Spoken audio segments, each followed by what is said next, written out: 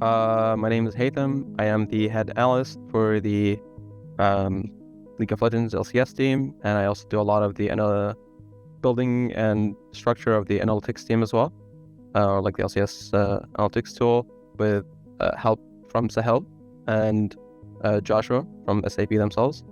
My role with the team essentially comes down to three parts. We can talk about them later, but I help the team in three areas. The first one is recruitment and roster management. The second area is performance and player support, and the last one is analysis reports, and that comes from our team, opponents, and just the league in general. My name is Jabbz. I am the analyst and assistance coach of the Dota 2 team. I guess similarly to Haitham, my role heavily works with SAP in terms of developing the tool to gain information for what we need in our games, and kind of being the bridge between statistics and gameplay knowledge in Dota.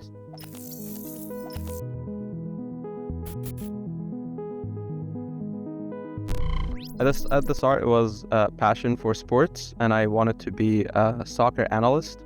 So I went to college in pursuit of a computer science degree, so I am able to learn the essential skills that will give me that job. Through that, I played League of Legends, and I saw opportunity to build tools. And at the time, I applied for TSM. They had a data analyst position. I applied. I built tools there. And was there for 4 years, and then from there I joined joined Team Liquid about a year and a half ago. My road was a little bit different. So I initially was a player myself. So I played Dota professionally, and then I decided I wanted to study. So I took a break from Dota and studied. Also did a computer science direction. Ended up never finishing it because Team Liquid picked me up during my studies. And then I kind of gravitated more towards data science and analytics, because initially it was something I was very good at, something our team needed, and it fit me because I had a mixture of statistical knowledge and game knowledge. So it was a good fit.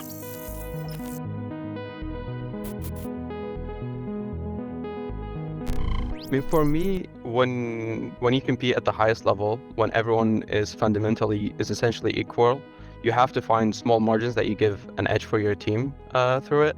And with that comes data, with that comes the science behind it and the numbers. I think a lot of the misconceptions are, at the very start, League of Legends especially didn't have a lot of insightful data, didn't have a lot of information that you can work with. And in the past 2 or 3 years, there's a lot more data that has came out, especially with the base partners with Riot Games, and from that we are able to build more comprehensive and more insightful tools with SAP to help us get better picture of the game itself and help the teams at the same time. Yeah, I think the point I made about the small margins, it applies. It's like a thing we talk about too. It applies a lot, where as people have gotten better and better at the games, at League of Legends, at Dota 2, the difference in skill is not as big anymore, and you need to find these small things that can actually get you an advantage. And for us, it mainly also helps us be prepared for teams without using more time than needed. I guess the best way to put it is like it helps a lot to be with the efficiency of preparing for opponents. I guess that's for me the biggest misconception, or at least in our case, that a lot of the time you don't need the most complicated data or the most flashy data, but sometimes just the fact that you can be extremely efficient is super helpful in our industry, because when you're at a tournament, you don't really have that much time to go super in depth into things. So having tools to make everything more efficient and save time is for us a big plus.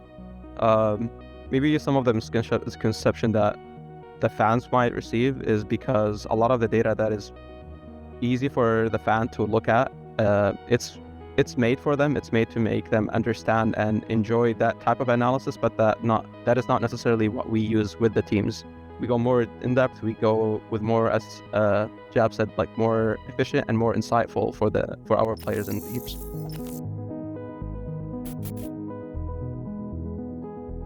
It is really fun. It is really nice rewards that you get, because at the end of the day, personally, I work on my own goal to help others achieve theirs at the same time. And seeing players are able to use data, use science while playing video games to beat opponents that you may not be able to do without that kind of information, it just makes everything worthwhile. I think it's always very satisfying to get information to the guys that you already know they kind of wouldn't personally like pick that up ever. You kind of make information available to them that they usually just wouldn't look for themselves. And when you see it work and help them out, it is very satisfying. And yeah, it's super nice to, I guess we're very similar in that regard, where I also enjoy seeing or enjoy helping the guys, and that's what gives me the joy in the job. Like, I don't necessarily have to see myself in the limelight or myself in the front of the stage, but I really just like seeing my friends succeed. And that's where, yeah, this job is like the perfect description of doing exactly that.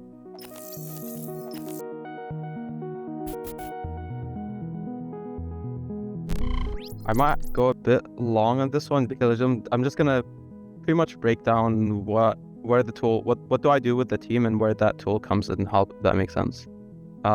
So for me, when it comes to recruitment and roster management, I support both the general manager and the coaching staff with to scout new talent. And by the way I do that is by providing periodic solo queue scouting reports and end of season scouting reports for major and for primary and secondary league. That being, for example, LCK, LEC, LCS.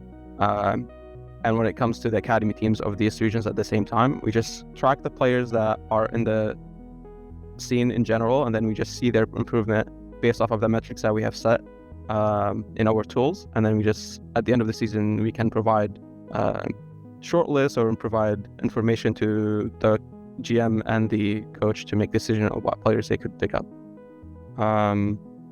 When it comes to the performance and player support, the main goal is to keep the players and staff ahead or if we keep them ahead of the opponents, or in terms of trends, and that comes with champions performance, what kind of champions are getting traction after a patch that has been placed, what kind of builds are coming up, what kind of map movement, even when we do analysis of the team and the game, what kind of objective is the most important one, for example. And at the same time, there is a very important tool that we have with the SAP HANA Cloud is the replay files, which allows us to access replays or VOD reviews from pretty much every team in the whole world, and that gives us a chance to look at the best at what they do and then learn from them very fast. I think for us in Dota, the SAP HANA Cloud has more of a different function. We don't use it as much to scout for players, actually. We use it mostly for performance-related things. And I think the big advantage we have with the cloud is that we can actually import any public game that we want to based on filters in order to get information we want on, let's say, things that have changed in a recent patch. So we can make sure that we're always up to date with how the meta is evolving. But most importantly, we have every replay parsed of every tournament game, meaning that we can pick up all the information we need from any game that has happened more than, let's say, 15 minutes ago. We can easily pull out all the information we need, and especially during LAN events, this is incredibly helpful, because even between series, we can pick up exactly those things that we need. Let's say the most important one would usually be things like vision, how people ward. It can change a lot during events, and by having this tool available and checking even between series, you can quickly see how teams are adapting, how teams are thinking. And I save a lot of time getting that information, whereas before, many years ago, I would have to open up the replays in the game and manually scroll through everything. But now, obviously, we have algorithms that can just pull all the data that's needed based on how we want it to be presented. And I think that is by far the most useful for us. I can follow up on the match preparation usage as well for the League of Legends side, because I guess, as you said, it's a very big part of the way we approach it. For match preparation, tracking patterns is a very big part of what we show the team, and that comes in the analysis report that we provide during the week as we prepare for a whole match, or on game day. And for example, here at Worlds, with the new format, we're gonna have a very short time to scout opponents, possibly less than 12 hours, and that's basically the amount. The game ends, the day ends, then we have to get a new draft for opponents, and then the next morning we're gonna play the opponent. So there is essentially no time to just go look at through all the VODs of the last 5, 10, 15 games to track these patterns. But what we have with the SAP HANA tool is we have key metrics, and we have a map tool that would give us information of what this team style is, what kind of things we need to focus on. And between the series, we go to the match with that information, and then between the series, I track the patterns that we have already established with our tool to what the game that we just have played, and then we're able to point out to the players, this pattern is consistent in this series as well. Watch out for this. And there was a very big example for us in this last playoffs when we were playing Evil Geniuses. We noticed that they were doing some certain way of pathing and warding our stop side, and we were able to counter with our own wards, we were able to counter with our own map movement, and that gave us a very big edge when they were shifting all their pressure to a position where they were not usually doing in the previous games that we're doing. I mean, I can only guess because I played both games, but in terms of knowing what we do or each other's work, I don't think we have much knowledge. But I can imagine that because I spoke to a League of Legends player, Algbory, back in the day from our team, and we spoke about concepts, and a lot of concepts in Dota and League actually align, which makes sense considering it's a very similar game and the map is basically the same. So I imagine vision and map movement would probably be the one thing that aligns the most, and drafts as well. I imagine there's a lot of raw data to be pulled from these things and a lot of patterns that you can get from these things. And at least for us, it's the statistic you can do the most with, the easiest. Yeah, I agree. I think it's pretty much the same vision as you said. For example, for us, one of the big areas that I focus on when I'm preparing a match, I focus on the first about 8-10 minutes, because for the most part, that's the most consistent way of any team is going to perform. So they're level 1, where do they stand the patterns, or do they drop their vision, where do they go with their jungle movement, and with that we're able to not predict, but rather understand the type of opponent that we're facing. So I agree with that one. And at the same time, draft, we have in our tool, we have pretty much every draft that has happened in competitive. We're able to analyze the strength, the weaknesses, and we also are able to connect the draft with the performances in game with the metrics that we have. So we're able to understand if what we had was a fluke from a draft, or was it actually supported by the data that we have that this is a good draft, for example. Yeah, I mean, that's funny because we also have vision mostly the first few minutes, because afterwards it gets a little bit too chaotic, and then the minute 0 movement stuff, we have the exact same concepts. So not surprised at all. I mean, the games are very similar, but yeah, we apparently came to the same conclusions.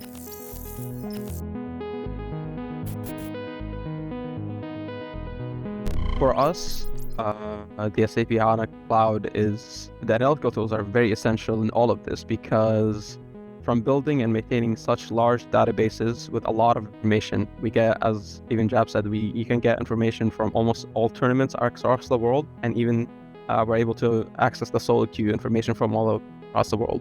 And then we're able to gather all this raw data and input it into our tools and into our metrics and understand the new patterns, the new trends that are happening, and able to share it with our players, with the coaching staff. And from there, we obviously have to add the human element of them understanding what is happening and why is that happening. But using that tool is the essential for all of that. Yeah, I mean, to add to that, I think it's like very simple. When a new update or patch comes out, things are just generally different, and it's harder to see patterns when you just play the game. You just kind of try out things, and everything seems very chaotic. But at the end of the day, there's always some kind of pattern.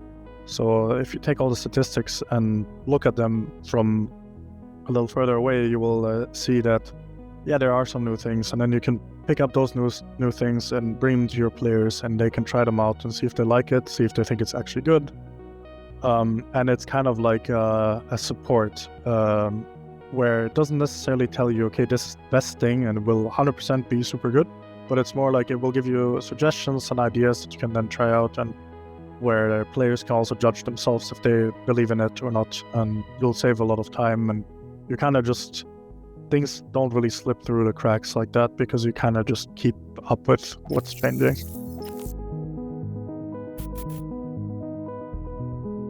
For League of Legends, we have about, for playoffs, we have 1 match a week, but for regular season, we have 3 matches. So what we do is, at the start of the week, once we know the opponents that we're facing, I start doing my own analysis using the tool. And then 1 or 2 days into the week, I share all that information that I have gathered with the coaching staff. And then on game days, I share if there is any patterns that are very important, or if there are very key things that the players need to work on or need to make sure that they are very crisp on in that day, that they need to work on throughout that week. I would mention it earlier in the week, but other than that, we do a scanner report the day of the game, and we just share. I try to keep it simple, and the very fun thing that we have with the SAP tool is we have a lot of good visuals or visualizing tools that we have. We have an entire map tool that would just visualize to us where the wards are, what's the movement is looking like, and even we have an SAC tool where it gives us an opportunity to build charts and graphs for the players. So for me, I would use my presentation with the videos or the clips that are important to show the opponent's style, and then I support that with the visuals that I have, with either being the map or being the graphs from the SAP tool, and then provide it with the players and the coaching staff. And I often find that very useful and very helpful, because if you just show a clip, there's a lot of variance. There's a lot of factors that the player could say, oh, this is just the clip. Every game is not the same. Or if you just show the graph, the player or the stat, the player would be like, I am not sure. This is actually, I don't understand these. There's a lot of numbers. I don't believe you. But then if you show the clip provided with support of the numbers that you are showing, then you are able to win them, and then they are able to actually understand the game better and then perform better. Yeah, I think it's a big point, the whole like trying to convince your team and your players. So the information has to be easily digestible, and it helps, obviously, if it's digestible, to convince your team of a point you wanna make. So for us, the SAP HANA Cloud also has features that let you export things, export images, graphs, etc. And what I usually do is I end up making a document and a printout that people have even during the game or during pre-game time. So when we get to put in, or when we get to bring printouts into the match, those are usually those. Other than that, I often just straight up approach either the head coach or the players themselves and just talk about things and bring up things. And then if they ask me to show them, I'll just pick them up, take them to my computer, and we just look at things. But yeah, it's a very direct approach. We don't really have a structured specific time where we talk about things. I used to do that actually a few years ago, where we would have kind of like a presentation. I would present all the information needed before matches, and we would have an hour to talk about things. but we kind of moved past that as it was a lot harder to do on LAN, and we kind of tried to adjust all of our behavior to how we would do it at LAN, so we wouldn't get caught off guard when we're actually playing at LAN. And when I started, it was obviously during COVID season, so it was always online and it worked. And then as soon as we got to LANs, we had to switch things up a bit. So now the export functions in the tool help a lot for me to quickly design printouts with all the necessary information that I can give people physically on pip at a LAN. I agree. I mean, because of LCS is like we're in the same station, we're always in the same position. We're able to do these presentations more often. But when it happened, for example, we go to the LAN for the LCS finals, or when we even play LCS playoffs and there's best of 5, we need to adjust between the games. Having the tool on hand with like a laptop, and you're able to carry it with you to the players and to the coach and to show them things right away is very helpful.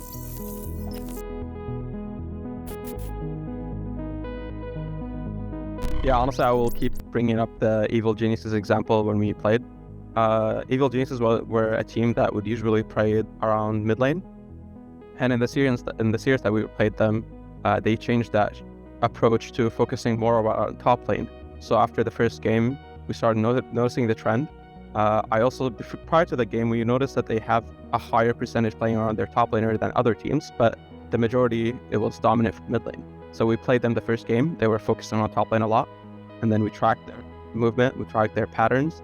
It was consistent with the second game as well. So I was able to provide both the coach, so it helps the draft, and the player to help him, and the jungler to help him understand what he should ward to spot the opponent early on, and then where we can't expect them to come top lane. And we were able to do that, and we were able to counter a lot of their map movement, and that gave us a big edge to win that series.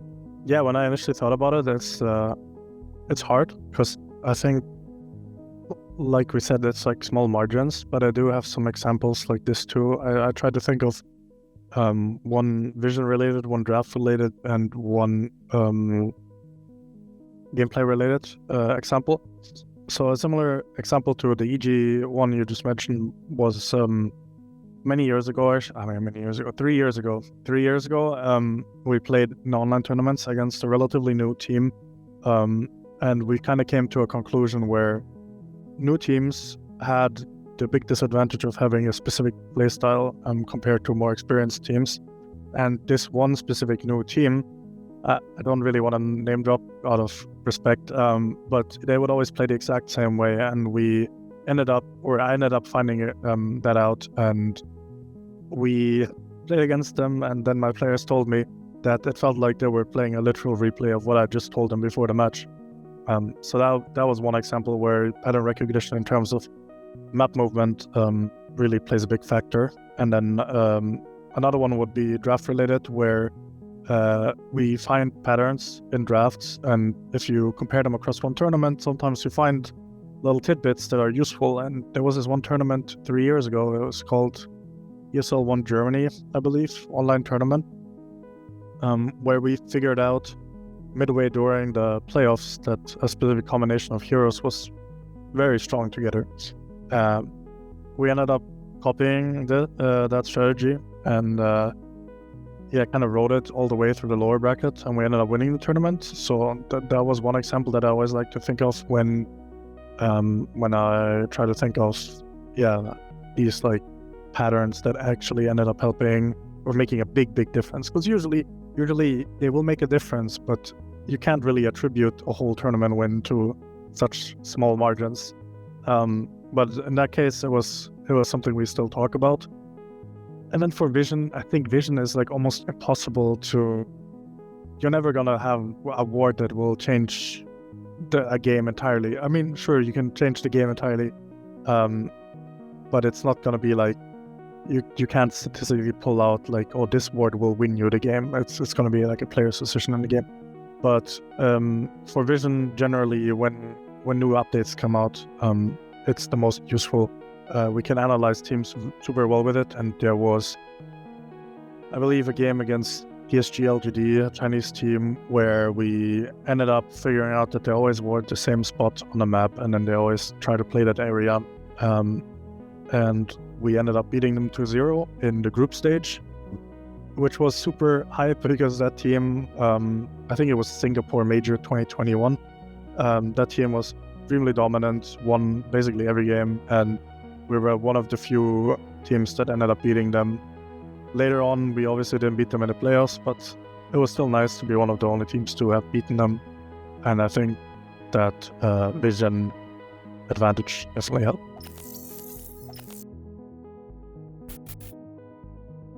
I'd say vision. I don't even need to think about it. I think it's the easiest to digest, and it's the most info you get out of it, I think. Vision and or proximity. I think proximity is one key factor for us to analyze and understand the opponents that we're going to approach. So that being jungle proximity, players to players proximity. So I would just say a proximity from players to each other.